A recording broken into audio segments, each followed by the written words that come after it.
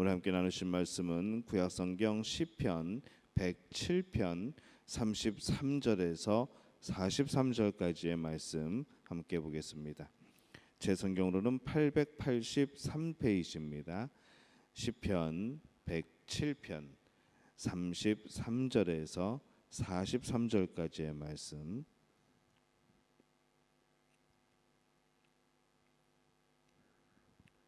시편 107편 33절에서 43절까지 우리 한 목소리로 함께 봉독하겠습니다.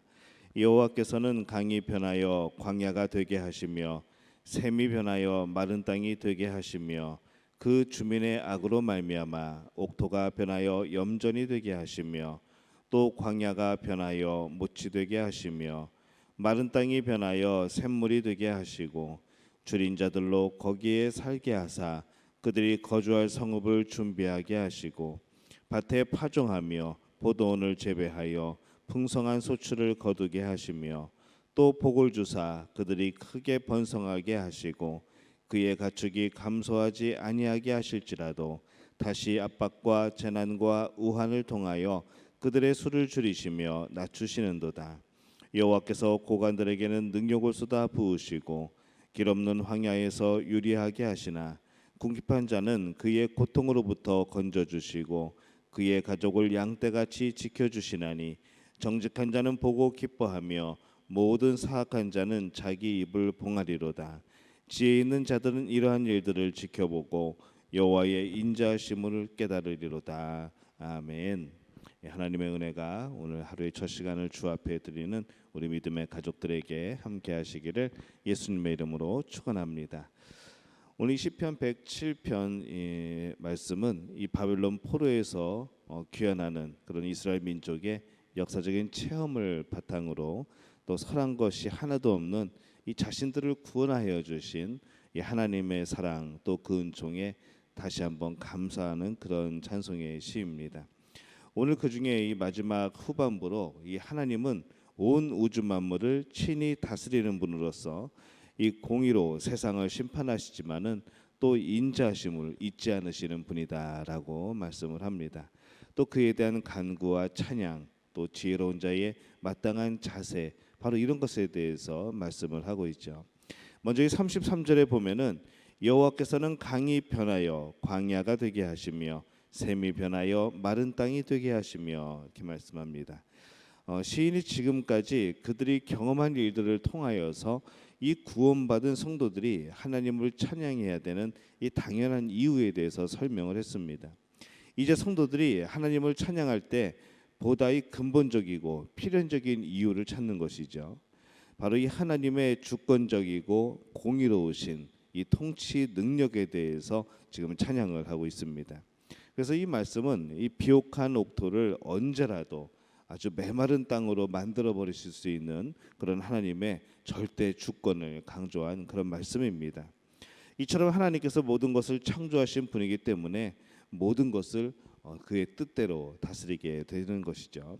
34절에서 35절에 보면은 그 주민의 악으로 말미암아 옥토가 변하여 염전이 되게 하시며 또 광야가 변하여 못이 되게 하시며 마른 땅이 변하여 샘물이 되게 하시고 이렇게 말씀을 합니다. 이 옥토를 메마른 땅으로 만들고 또 염전이 되게 하시고 광야가 못이 되게 하시고 마른 땅이 샘물로 변화되게 하시는 것 같은 이 하나님의 섭리는 이 바로 하나님의 변덕스러움에서 기인한 것이 아니고 인간의 죄 또 혹은 선함으로 인해서 나타나게 되는 그런 것입니다. 공의로우신 하나님의 통치 섭리를 보여주시는 것이죠. 이 한편 옥토가 변하여서 염전이 되게 했다라는 말씀은 이 소돔과 고모라 사건을 염두에 두고 이렇게 서술한 것임을 우리가 알 수 있습니다.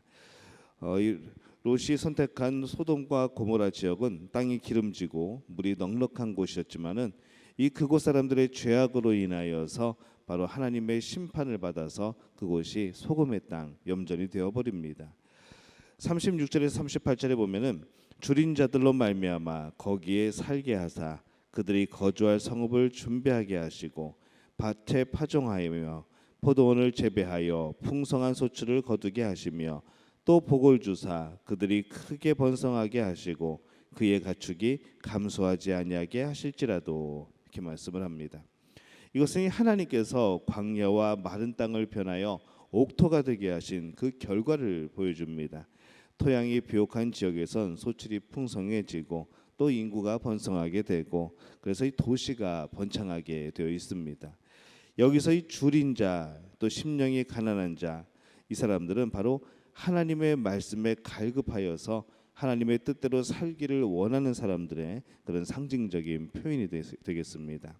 39절에 보면은 다시 압박과 재난과 우환을 통하여 그들의 수를 줄이시며 낮추시는도다. 이 표현 역시 하나님의 섭리에 그런 변덕스러움을 나타내는 것이 아니라 다만 이 하나님의 복을 받아 누리던 자들이 하나님의 은혜를 저버리고 다시 죄악된 길로 갔을 때를 염두에 두고 묘사한 그런 말씀입니다. 인생들에 대한 하나님의 간섭과 통치는 계속된다는 것이죠. 어느 한순간에만 역사하시고 어느 한순간에만 만지시고 그런 것이 아니라 우리 인생의 처음부터 끝까지, 우리 지구상의 인류의 역사의 처음부터 끝까지 하나님이 주관하고 계시고 하나님이 다스리신다는 겁니다. 사실 하나님이 인류에게 번영만을 항상 주신다고 한다면은, 우리의 삶이 모두가 계속해서 잘 된다고만 한다고 한다면은 아마 인간들은 그것을 당연한 일로 여기게 될 겁니다. 그리고 하나님을 기억하지 않고 하나님께 감사하지 않고 결국 하나님의 존재마저 잊어버리는, 그리고 자신들의 의지대로만 살려고 하는 아마 그런 모습으로 바뀌어질 겁니다. 그래서 하나님은 인간들이 죄를 범하면 징계하시고 회개하면 다시 회복시켜서 이 전적으로 하나님만을 의지하게 하시는 그런 역사를 이루고 계십니다. 40절에 보면은 여호와께서 고관들에게는 능욕을 쏟아부으시고 길 없는 황야에서 유리하게 하시나. 이 말씀은 욥기의 12장에 있는 말씀을 인용한 것이죠. 여기서 이 고관들은 일반적으로 지도층 인사를 말합니다. 여기서는 이 하나님의 권위를 무시하고 교만한 자들을 지칭하고 있습니다. 이 하나님께서 교만한 자들을 심판하사 멸시를 당하게 하신다는 그런 말씀이고, 또 하나님께서 이 교만한 자를 도움이 없는 곤경에 처하게 하신다는 것을 비유적으로 말씀하고 있는 것이죠. 41절입니다. 궁핍한 자는 그의 고통으로부터 건져주시고 그의 가족을 양떼같이 지켜주시나니. 이 말씀은 40절에 나온 자들과는 달리 겸손하고 또 이 하나님의 말씀에 순종하는 자에게는 이 하나님께서 그를 영화롭게 하시고 보호해 주신다는 것을 말씀하고 있습니다. 여기서 이 궁핍한 자는 바로 겸손한 자를 상징적으로 표현합니다. 42절에 보면은 정직한 자는 보고 기뻐하며 모든 사악한 자는 자기 입을 봉하리로다, 이렇게 말씀을 합니다. 이 하나님의 주권적인 그런 통치 섭리는 사람들에게 두 가지의 상반된 반응을 보이게 만듭니다. 겸손한 자들로서는 하나님의 의로우심을 찬양하게 만들겠죠. 또 이 교만한 자들로서는 그 거만하고 무례한 입을 봉하게 하는 바로 그런 반응을 일으킵니다. 43절에 지혜 있는 자들은 이러한 일들을 지켜보고 여호와의 인자하심을 깨달으리로다, 이렇게 말씀을 합니다. 지혜는 여호와를 경외함으로 얻을 수 있습니다.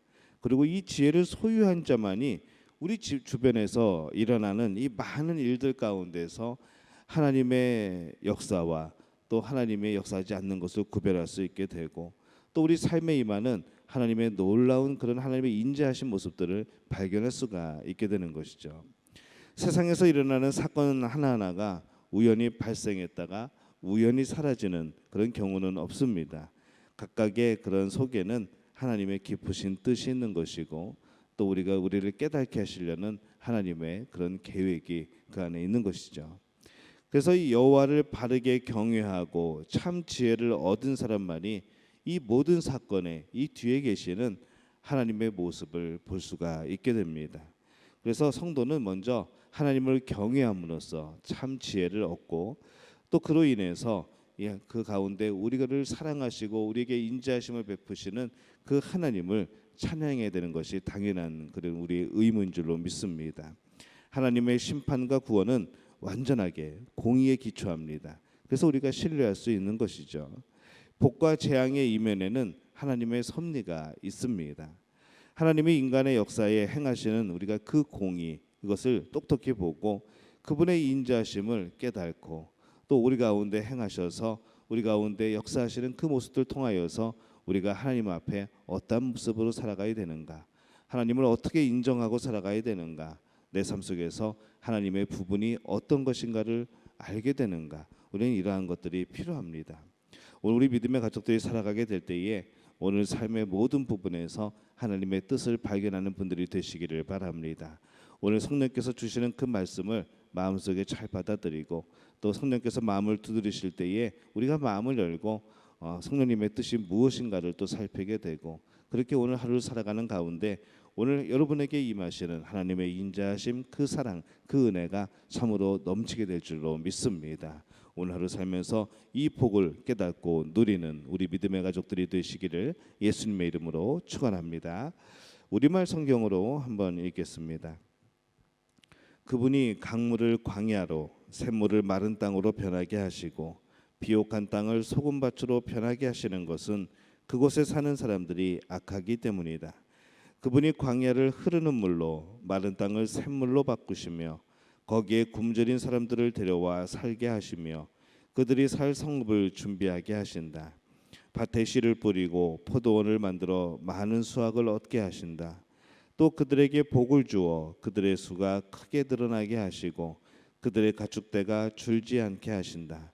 그리고 다시 억압과 재앙과 슬픔으로 그들의 수가 줄게 해 그들을 낮추신다. 귀족들에게는 모욕을 주시고 길이 아닌 곳에서 광야 가운데서 방황하게 하신다. 그러나 궁핍한 사람들은 그 어려움에서 높이 드시고 그 가족들을 양떼처럼 늘려주신다. 의인들은 그것을 보고 기뻐할 것이요 악인들은 그 입을 다물 것이다. 지혜로운 사람들과 이 일을 명심할 사람들은 여호와의 큰 사랑을 깨달을 것이다. 아멘.